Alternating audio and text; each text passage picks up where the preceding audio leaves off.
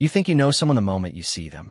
You take one look, the worn boots, the quiet posture, the unremarkable face, and your brain files them away. Nobody. Civilian. Not worth the trouble of a second glance. People do it every day. Most of the time, they're right. But every once in a while, they're so catastrophically wrong that the story gets told for decades. This is one of those stories.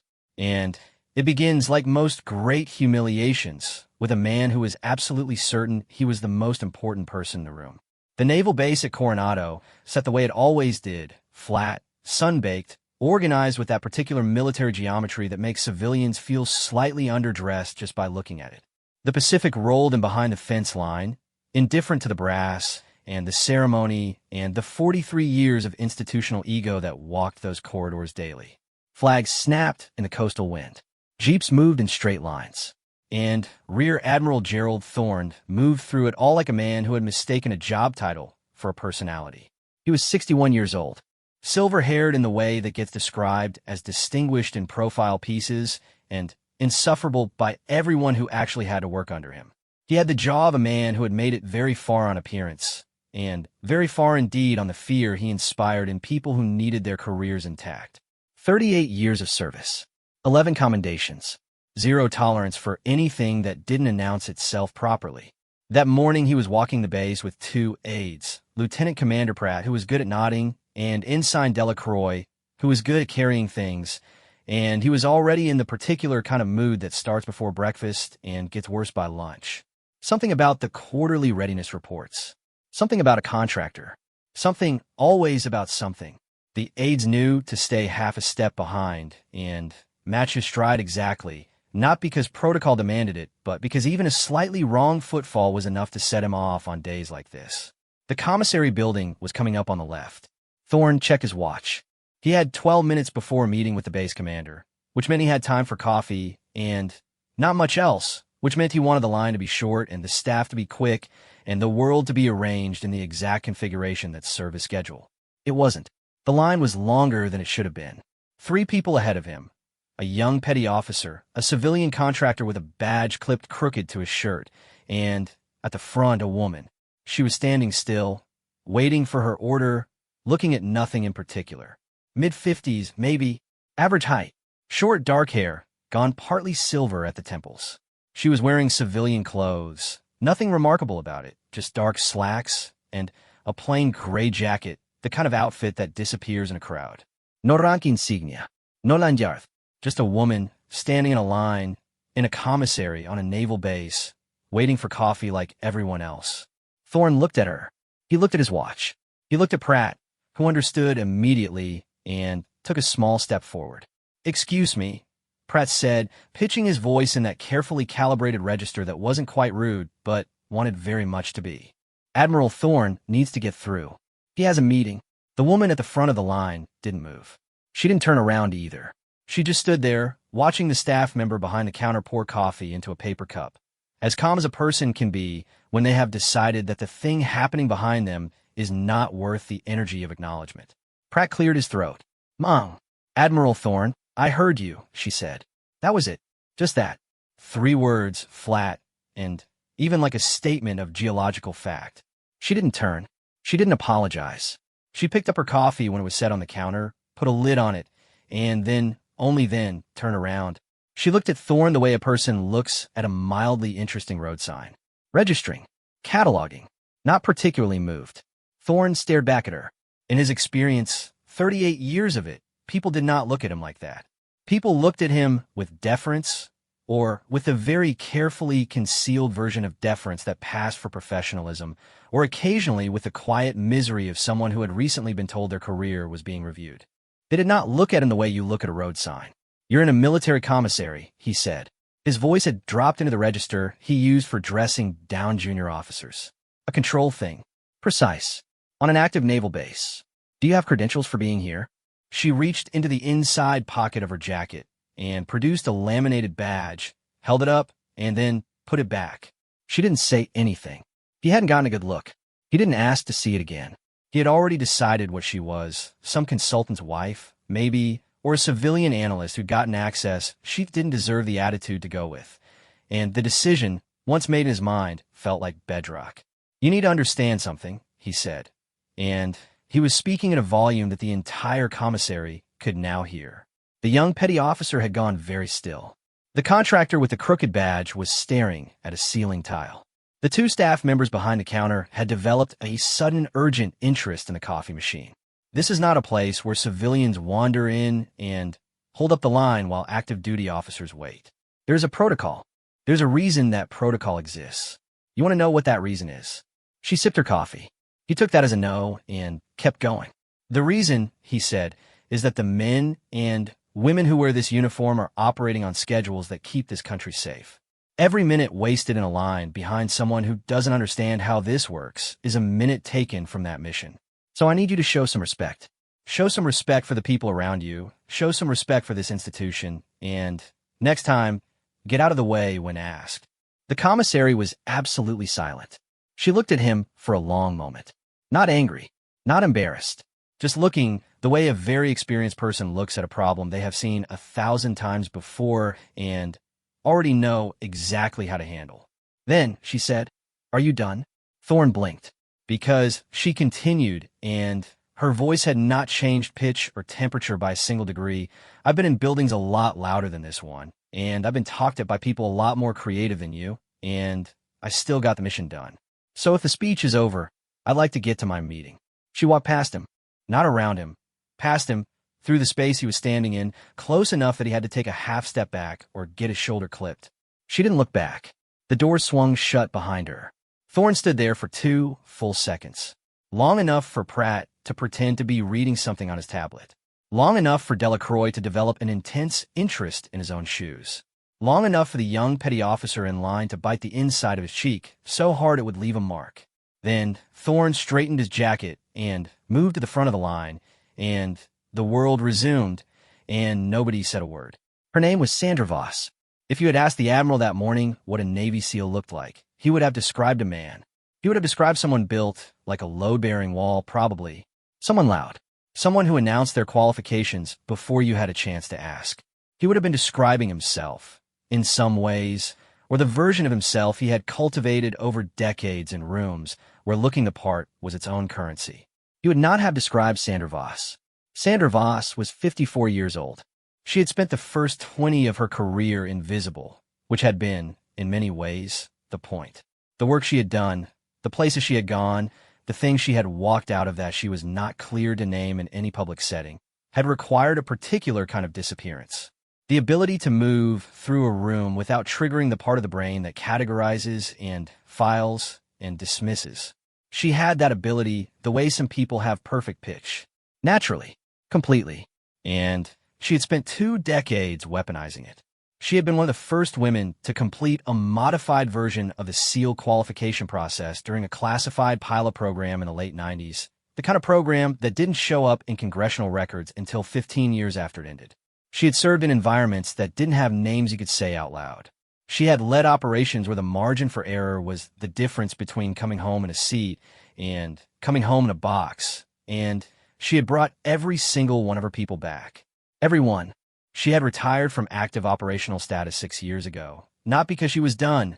She was never done, but because her body had finally filed a formal complaint after a compound fracture in her left tibia, a dislocated shoulder, and a case of hypothermia that had taken 11 days in a Bethesda facility to fully clear. She had spent those 11 days reading mission reports and making notes in the margins in her small, precise handwriting and arguing with the attending physician about when she could go back. She hadn't gone back. Instead, she had moved into a role that suited her just as well and disturbed her enemies considerably more. She had become an evaluator. Her official title, the one on the badge she had held up for 3 seconds in the commissary, was Special Operations Assessment Consultant, Joint Forces Command. It meant in practical terms that she went places where something had gone wrong or where something was about to go wrong, and she figured out why, and she reported back to people with enough stars on their shoulders to do something about it. She was not attached to any single branch. She was not beholden to any single command. She reported to a committee that reported to people you did not argue with over coffee lines. She had been at Coronado for 2 days, and she had already seen enough to begin forming the shape of her report. The meeting she was walking to was with Commander Rita Espinoza, who ran the base's Special Operations Training Integration Program, and who had, through channels that Voss understood without needing to have explained to her, specifically requested an outside assessment. The request had come through quietly. It had not gone through Admiral Thorne's office. There was a reason for that. Espinoza was waiting for her in the small conference room at the end of the training wing, the one without windows, the one with the kind of lighting that makes everyone look slightly like a suspect. She was 43, compact, with the face of someone who had been managing a problem for long enough that managing had become its own kind of exhaustion. "How was the commissary?" Espinoza asked. Voss set her coffee on the table and sat down. "Educational. He saw you come in. Someone told him a civilian analyst was on base." She paused. "He assumed. He's good at that. He's good at a lot of things that used to matter more than they do now." Espinoza opened a folder on the table between them. "You've seen the incident reports? 3 equipment failures in 6 months that should have been caught in pre-op check. 1 near miss in a water training that was filed as a weather incident. And 17 personnel reassignment requests from operators who cited command culture." Voss picked up her coffee. "Yeah, I've seen them." Espinoza was quiet for a moment. Outside, distantly, the Pacific made its indifferent sound against the base perimeter. "He's not a bad man," she said, finally, and it sounded like something she had been trying to convince herself of for a while. "Doesn't need to be a bad man to be a dangerous problem," Voss said. "I've met a lot of bad men in my career. The ones who scare me were always the ones who were absolutely certain they were the good guys." Espinoza looked at her. Voss looked back.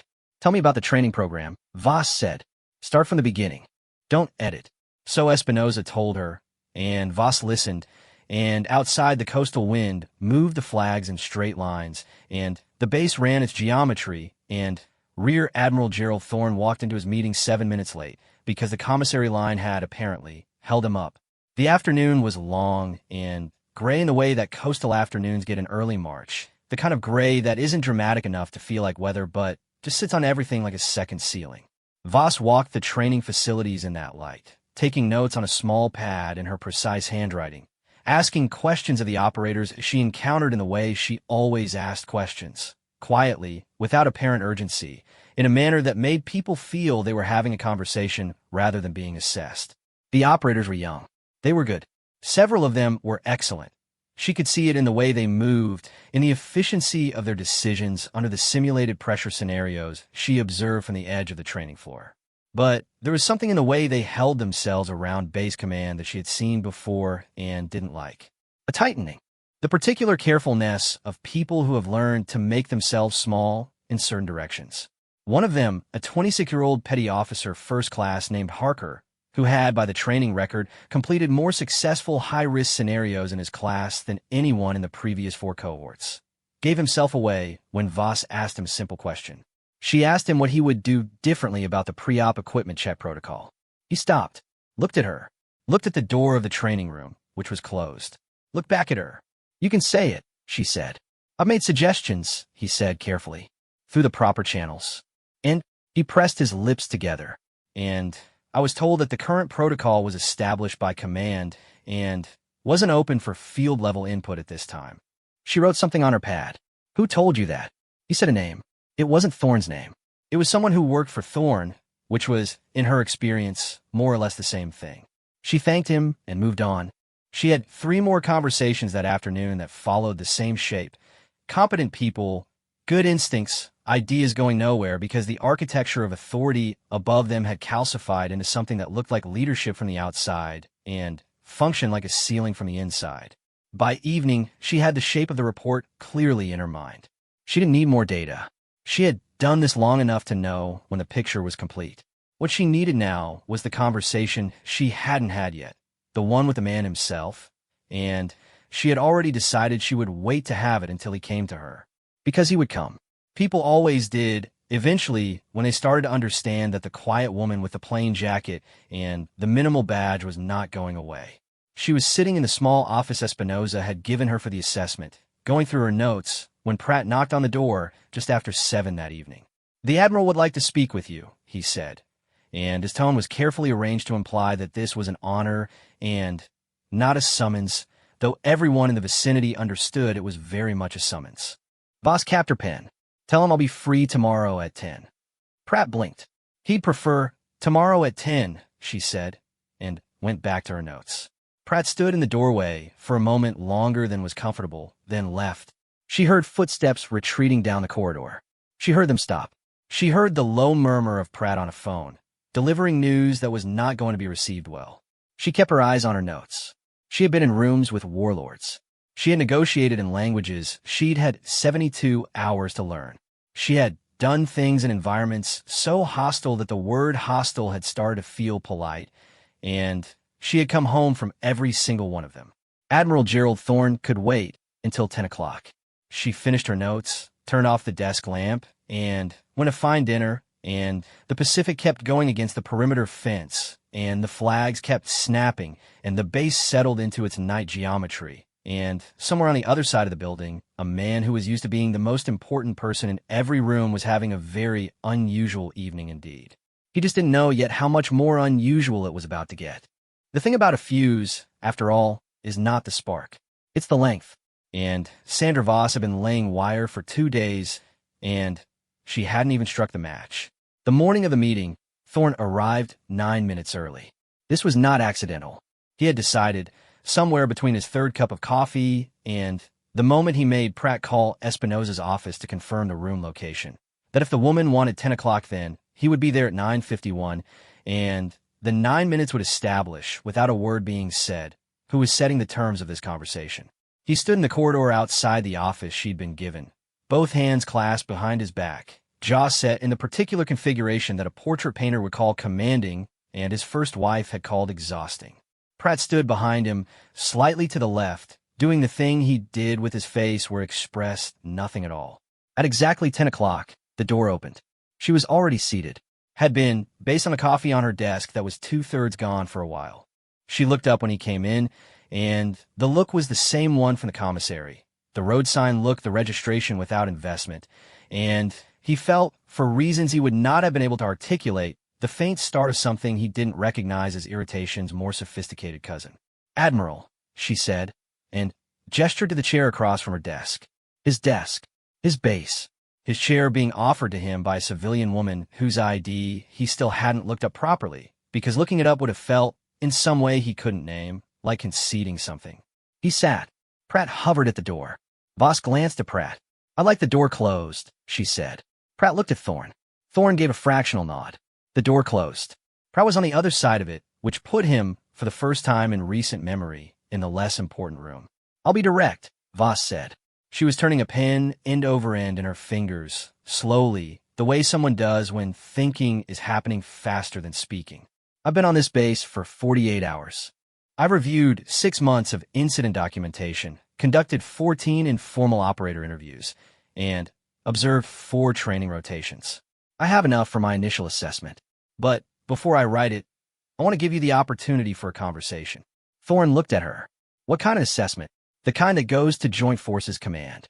She said it without emphasis, like describing the weather. "Specifically to the Oversight Committee for Special Operations Training Command Evaluation." He was quiet for a moment. He was doing the math, the committee, the chain above it, the implications of external assessment, and Voss let him do it. She had done this before. You let them locate themselves in the picture before you showed them the whole frame. "Who requested this assessment?" he said. "That's not information I'm able to share during the active evaluation period. I have a right to know who on my base. You have a right to respond to the findings," she said. "Which is what I'm offering you right now. Would you like to hear them?" He sat back. He was recalibrating. She could see it, the small adjustment of a man who had built his entire operating mode around being the person with the most information in any room, suddenly confronting the possibility that he was not. It was an uncomfortable position for him. It showed in the set of his shoulders, in the way his jaw had released slightly from its portrait configuration into something more human. "Go ahead," he said. She set the pen down, opened the folder in front of her, did not read from it, had it memorized, didn't need it, but letting him see the folder was its own form of information. "The pre-operational equipment check protocol," she said, "has been flagged internally by 3 separate operators in the past 5 months. All 3 flags went through proper channels. All 3 were closed without action by a senior staff office. One of those flags was filed 6 days before compressor failure in a dive training scenario that sent an operator to the infirmary with barotrauma. She paused. Let that sit. That's not a weather incident. Thorne said nothing. Your training integration program has seen a 17% increase in internal reassignment requests over 18 months. The stated reason in 11 of those requests was command culture. In federal workforce documentation, that phrase has a specific meaning and a specific paper trail, and it is now part of my assessment record. Those are, he started. I haven't finished. Not sharp, not loud, just continuing. The way a river continues, without asking the bank's permission. Your best operators are self-censoring on procedure improvement feedback because they have learned correctly that it doesn't go anywhere. You have a training cohort with exceptional raw talent that is being systematically trained not to speak up. In a special operations context, that is not a management problem. That is a safety crisis in pre-development. The room was very quiet. Outside, a helicopter passed over the base, and the sound of it moved across the window and kept going, and then it was just quiet again. I've run this command for 4 years, Thorne said. His voice was even. He was working hard to keep it that way. We have had no fatalities. We have had no failed missions. Our readiness scores are strong, she said, which is a testament to the quality of your people. Not based on what I'm seeing, to the system that's supposedly supporting them. She looked at him steadily. Your people are succeeding in spite of certain command dynamics, Admiral. Not because of them. And that distinction matters because the margin they're operating in is narrowing. He stared at her.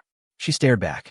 She had looked at a lot of faces across a lot of tables, in a lot of rooms, in a lot of countries, and she had learned to read what came before a person's next move the way you read weather. Not the storm itself, but the pressure change that precedes it. Thorne was at the pressure change. He was going to go one of 2 ways. She had seen it happen enough times to know the signs. You were in the commissary yesterday, he said. I was. And you stood in that line, holding up a superior officer. You're not my superior officer, she said, and there was no heat in it, just the flat geometric fact of the thing. We do not share a chain of command. You are an admiral within the United States Navy. I am a Joint Forces Command consultant. We operate in different organizational structures. In the commissary, you were a person standing in a line behind another person. That is the full extent of what was happening there. He opened his mouth. And the speech you gave me, she added, was overheard by 5 personnel, one of whom sent a message about it to a colleague before they had finished their coffee. In my experience, base gossip travels faster than official communication, so I'd estimate that by lunch yesterday, your words had reached most of the commissary staff and possibly 3 departments. You made a public display of authority at a woman you hadn't identified. That's going in the report too. Not as a grievance, as a pattern data point. The silence this time had a different texture. Denser. What do you want? He said. It was the first honest question he'd asked. She appreciated it. I want what I've always wanted in every evaluation I've conducted, she said, which is the truth, and then the fix. Not the cover, not the reframe, not the 38 years of service used as a shield. The actual diagnosis and the actual treatment. Because the people training in your facility are going to go into situations where the difference between good protocol and bad protocol is whether they come home. She let that land. Didn't rush past it. I know what that looks like, she said. From both sides of the table. He looked at her. Really looked. The first time he had, since the commissary, since she had walked past him close enough to clip his shoulder. He was trying to figure out what he was looking at, still. The plain jacket, the silver-streaked hair, the pen on the folder, the absolute unflinching calm of someone who has spent a long time in places that make commissary lines look like a spa day. Who are you, he said. Not quite a question. More of a revision of a previous certainty. She considered, reached into her jacket, produced the badge again, and this time held it out long enough for him to take it, hold it, read it. He read it. His face did a complicated thing. She didn't help him with the complicated thing. She had learned decades ago that the moment of reckoning had to happen at its own speed, and the worst thing you could do was try to manage it for someone. You step back. You let the information do its work. You wait. He set the badge on the desk between them. Face up. The pilot program, he said. His voice had gone flatter. Not hostile. Just recalibrating again. Faster now. 98. 97, she said. The program ran for 3 years. I heard about it. He was quiet. I didn't believe the numbers when I heard them. Most people didn't. He looked at the badge again. The Morocco operation is still classified. The exfil out of also classified. He sat back. Something in him, the tight arrangement of certainty that had held him upright all morning, shifted slightly. Not collapsed. Gerald Thorne wasn't the kind of man who collapsed, but shifted the way a heavy thing shifts when the ground underneath it adjusts. You could have said something, he said. In the commissary. I could have. She picked up her pen. Should I have had to? He had no answer for that, which was, she had found in her experience, often the most honest answer a person could give. The conversation ran for another 90 minutes. It was not comfortable. Voss had not designed it to be comfortable. Comfort was its own kind of evasion, and she had spent enough time watching comfortable conversations produce no change whatsoever to have lost her appetite for it. She walked him through the documentation, section by section.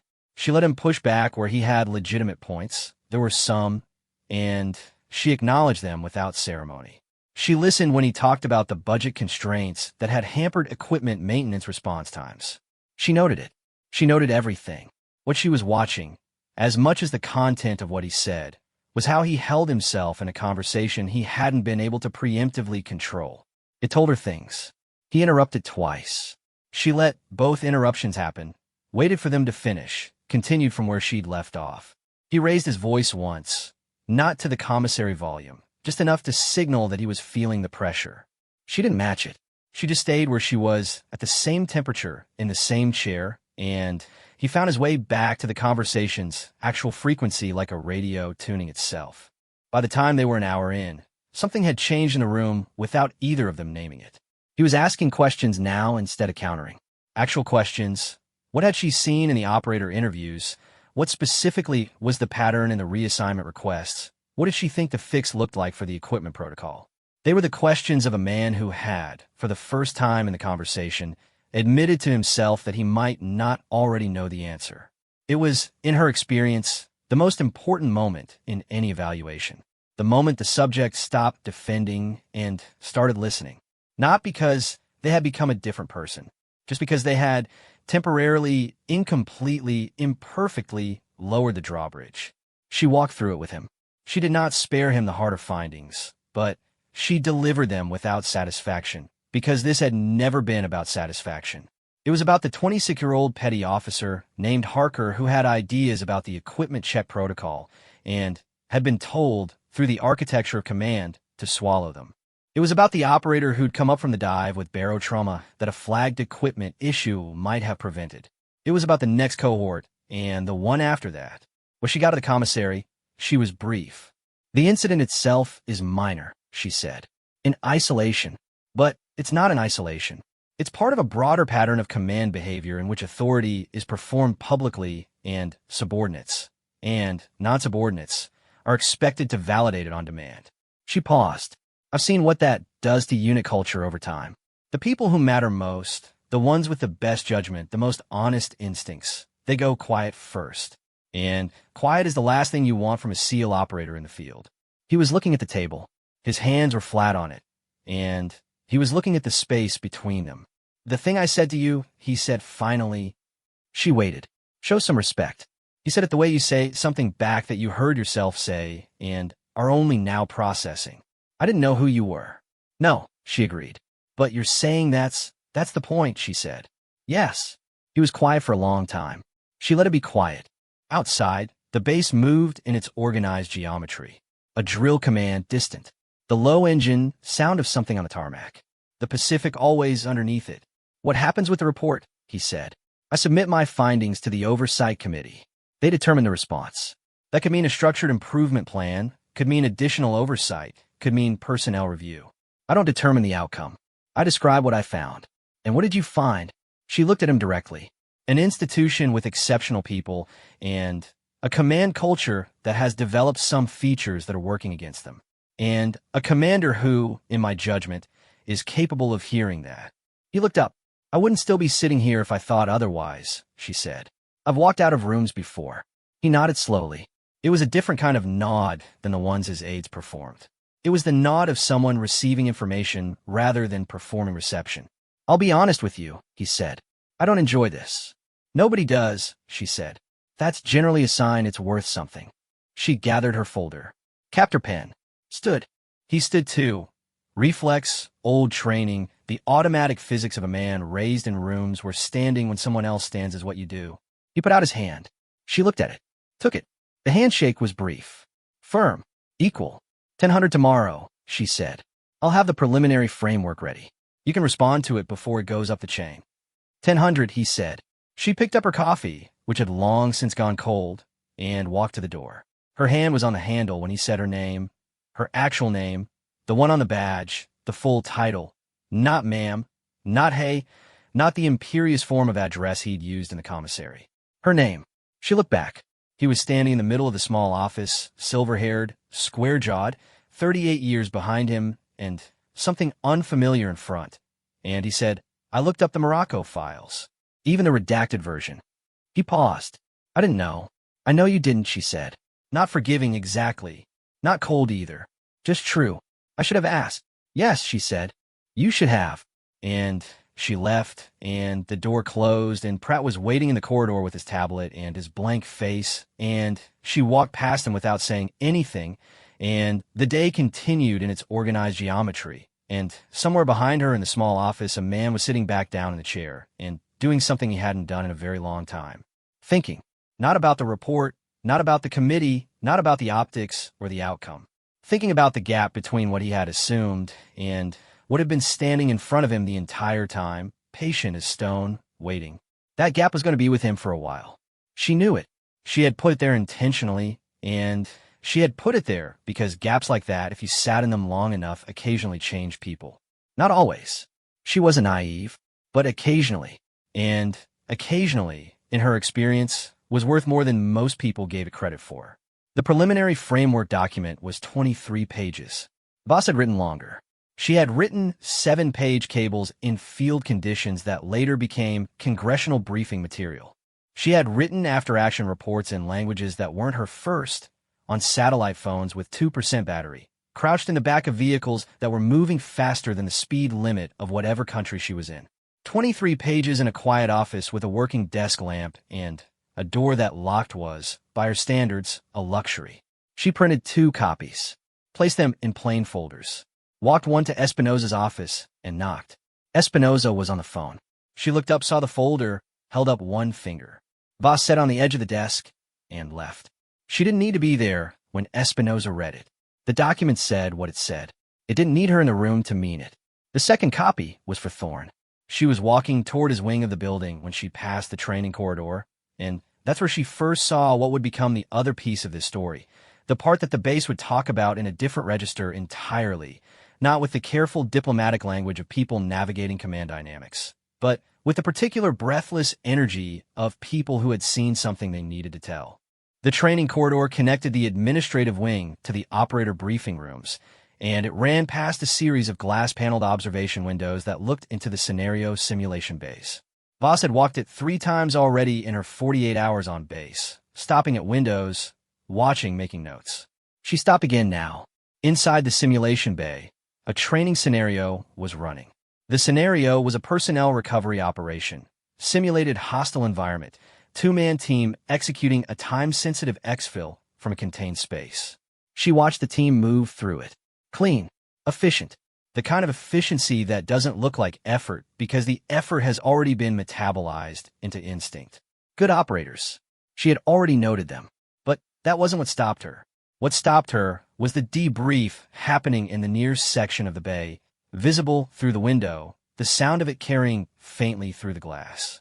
A training supervisor, a chief petty officer she hadn't spoken to yet, heavy-set, 15 or more years on his face, was in the middle of delivering feedback to a group of junior operators, and the feedback was the kind that doesn't feel like feedback. The kind where the content is critique, but the delivery is something else, something more like erosion. The slow, persistent kind. She had seen the damage it did, and she knew it by the way the junior operators were standing, shoulders in, eyes forward, the body language of people who have learned that the correct response is to become as small and still as possible and wait for it to stop. She stood at the window for 90 seconds, watched, made a mental note that became a physical note on her pad. Then she kept walking. She delivered the folder to Thorne's aide, Not Pratt this time, but a younger woman, a lieutenant named Cho, who took it with both hands, and a look that Voss read correctly as someone relieved to be treated like a professional rather than a piece of furniture. Voss thanked her and asked her to confirm the 10 o'clock the next morning. "Yes, ma'am," Cho said, and there was something to ma'am that was different from the way Pratt's voice shaped protocol into hierarchy. Cho meant it like a person means something. Voss went back to her office and sat down and added the observation from the training bay to her notes. It went into the section of the report she titled, in her own shorthand, Downstream Effects, the part that documented what happens when command culture travels. It always traveled. That was the part people in authority consistently underestimated. They thought of culture as a thing that stayed in boardrooms and offices and official communications. It didn't. It moved through corridors and hand signals and the way a senior person paused before answering a question, and it showed up in training bays where junior operators were learning without being told that the correct response to authority was to fold. That was the part that kept her in the work, honestly. Long past the age when she could have walked away from assessments and taken a very comfortable consulting contract with any of 4 private firms that had tried to hire her. The downstream effects. The youngest people in the institution at the bottom of the chain, learning from what they watched above them, storing it in the part of the brain that files things as this is how the world works, and then carrying it into the field, and then making decisions under pressure that were shaped invisibly by that filing. She had been one of those junior operators once. She remembered the weight of it, the specific gravity of a culture that told you, through every small signal, that your instincts were secondary to the preferences of whoever outranked you. She had spent the early part of her career performing a version of compliance so perfect that no one looked hard enough to see the operational innovations she was running underneath it. She had been good enough to survive a culture that hadn't been built for her. She was not. She had decided somewhere around year 10, willing to be grateful for that. She didn't mention any of this in her reports. It wasn't relevant. What was relevant was the data, and the data was clear. The 10 o'clock the next morning came with fog. Low, coastal gray, the kind that softens all the edges of things and makes the base look less like itself and more like a memory of itself. Voss walked to the meeting from the officers' quarters where she'd been housed, coffee in hand, the fog damp on her face, and she was thinking about Harker, the 26-year-old with the equipment check ideas, and what happened to operators like that when the answer was always no. Some of them got harder and quieter and started making decisions at the field level that should have happened at the planning level because they had stopped believing the planning level was listening. Some of them left. The best ones left. She was thinking about that when she walked into the conference room and found not just Thorne but 3 other people. Commander Espinoza, who gave her a look that communicated something like brace yourself. Captain Aldridge, who was the base commander and whose expression communicated that he had been informed of things recently and was still processing. And a man she knew, Navy SEAL background, now J2 intelligence, face that had been in classified briefings she had sat across from in 2 different countries under 2 different mission designations. Rear Admiral Marcus Webb, who was 12 years her junior and had, approximately 7 years ago, been a team leader on an operation for which she had designed the exfiltration architecture. He had brought all 6 of his people home because of that architecture. She had never met him in person. He saw her come in and stood up. Not the reflex stand of protocol, the deliberate stand of someone making a point. Consultant Voss, he said, and there was something in the way he said it that made Espinoza's expression shift from brace yourself to watch this. Admiral Webb, she said. I've been trying to meet you for 6 years, he said. Morocco. Still classified, she said. The exfil architecture. Still classified. I know. He smiled. A real one, the kind that doesn't have any performance in it. I know it is. I just wanted to say it in the same room as you. Thorne was sitting at the table. He was watching this exchange with the expression of a man who was revising something fundamental and trying to do it without anyone seeing the revision in progress. He was not doing it invisibly. Voss noticed. She suspected Webb noticed too, but Webb was polite enough not to let it show. She took her seat, set her folder, let the room settle. I distributed the preliminary framework last night, she said. I'm assuming everyone in this room has read it. Nods. Aldridge's was slightly too careful, which meant he had read it in a state of controlled alarm and was now working very hard to appear merely thoughtful. "Questions before I walk through the response framework?" she said. Silence for a moment. "Then, Thorn, the downstream effects section," he said. His voice was measured. She had noticed over the last 2 days that it was getting more measured, tighter in a different way. Not the tightness of authority asserting itself, but the tightness of someone choosing words more carefully than they used to. "You described the suppression of field-level procedural feedback as a safety risk." "Yes. You're recommending a formal feedback channel that bypasses direct supervisory review for specific categories of safety-related input." "Yes. That's a significant structural change. The alternative," she said, "is the status quo, which already produced one preventable injury and is one equipment failure away from something worse. So yes, it's a significant structural change. The significance is the point."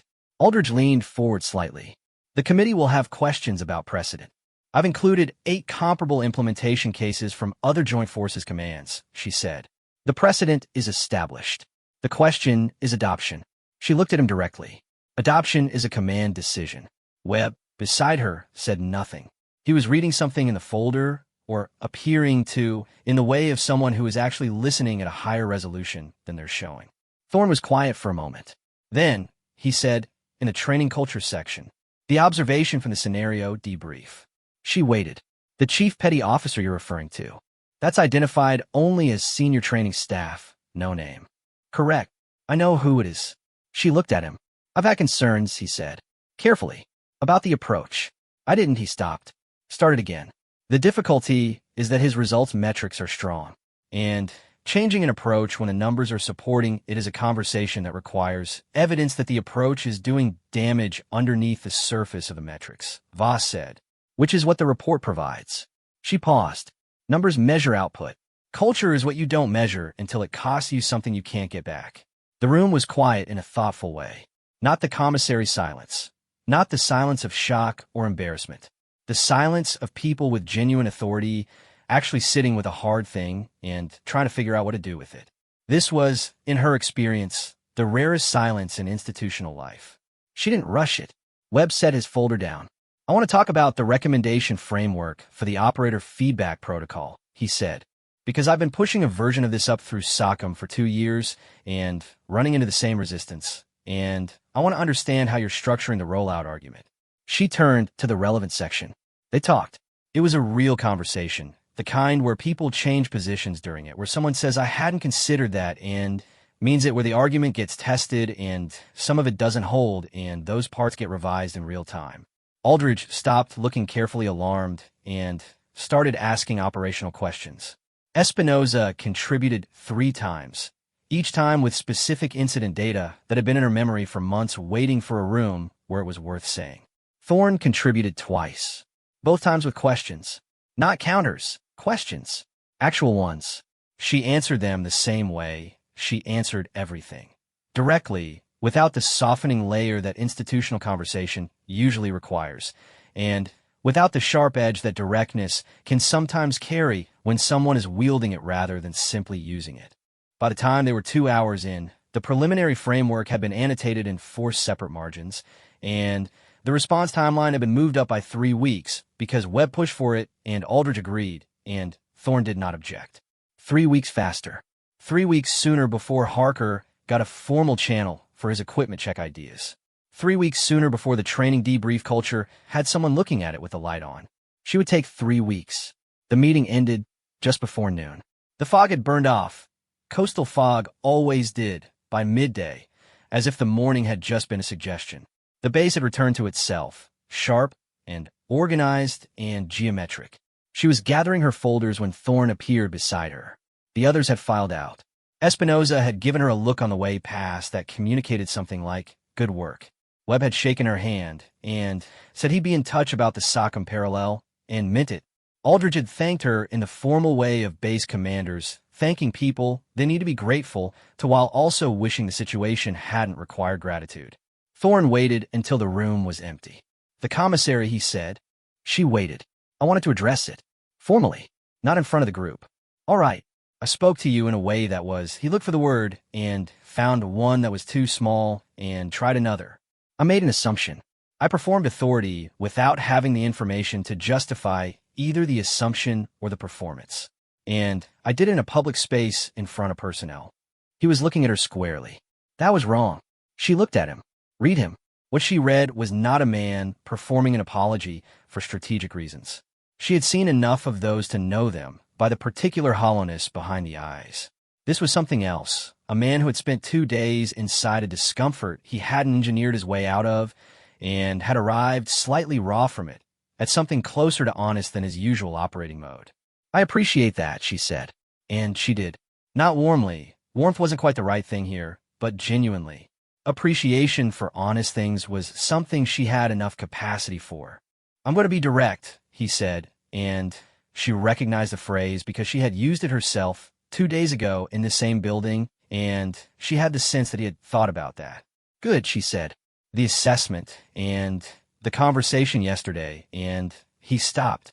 I've been doing this for a long time. And there's a version of doing something for a long time where you stop updating and you don't notice that you've stopped. And I think he stopped again. I think I'd stopped. She was quiet. The report is going to recommend a command culture review, he said. It wasn't a question. Yes. I'm not going to challenge it. She nodded.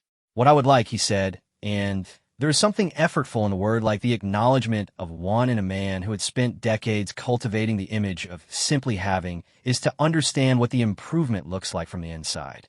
Not just from the Oversight Committee's perspective. From yours. She studied him for a moment. We can do that, she said. It'll require a follow-up visit. 6 months out. I'll have Cho schedule it. I'd prefer to work with Cho directly, she said. She's good. He didn't flinch at the implication. She is, he said. I've underutilized her. He said it plainly, without apology, just as correction. It sounded better that way. More useful. She picked up her folders. They walked to the door together, 2 people who had met in a commissary line, badly, and arrived somewhere else entirely through a route that had gone through hard conversations, and 23 pages, and a foggy morning, and a room full of people who had, for 90 minutes, actually listened to each other. In the corridor, Cho was at her desk. She looked up when they came out, and Voss said, Admiral Thorne will tell you the date range. I'll send you the scheduling parameters directly. Cho looked at Thorne, who nodded. Yes, ma'am, Cho said, and meant it both ways, the ma'am that was protocol and the one that was something else.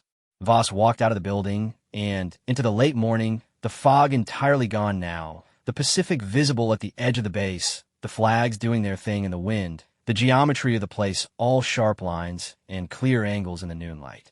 She had a flight at 4. Enough time to finish the final notes, pack the same bag she'd arrived with, and walk the facility one more time. Not to observe, just to fix it in her memory the way she fixed all the places she worked in, so that when she came back in 6 months, they would have a reference point. Before and after. The gap between them was where the work lived. She walked. The base went about its business around her. A group of operators jogged past in formation. A supply truck made its deliberate way across the lot. Somewhere behind her, in the training bay, the simulation bay glass reflected the noon light, and inside it, junior operators were learning things. What those things were, whether they were learning to speak or to fold, was what she had come here to change. It was slow work. It had always been slow work. She had spent most of her career doing things that produced immediate, visible results. A cleared building, a recovered asset, a team home in the dark before the sun came up. Assessment work was the opposite. It was planting things. Long fuses. You laid the wire and you submitted the report and you got on the plane and you came back in 6 months and you looked at the gap between what had been and what was now, and sometimes the gap was meaningful and sometimes it was barely there, and either way you wrote it down and went somewhere else and did it again. She was fine with that. She had always been better at the long game than people gave her credit for. She walked until she reached the perimeter fence, stood there for a moment with the Pacific on the other side, the water that didn't care about rank or protocol or the correct way to stand in a line. Just water, going where water goes, indifferent and constant and patient as anything in the world. Then she turned around and went to pack her bag, and the base continued behind her a little different than it had been 3 days ago, in ways that would take months to fully show, in ways that the 26-year-old named Harker would one day describe, in a debrief years from now, as the point where things changed. He wouldn't know why. He wouldn't know about the commissary, or the woman with the plain jacket, or the 23 pages, or the long morning in the fog.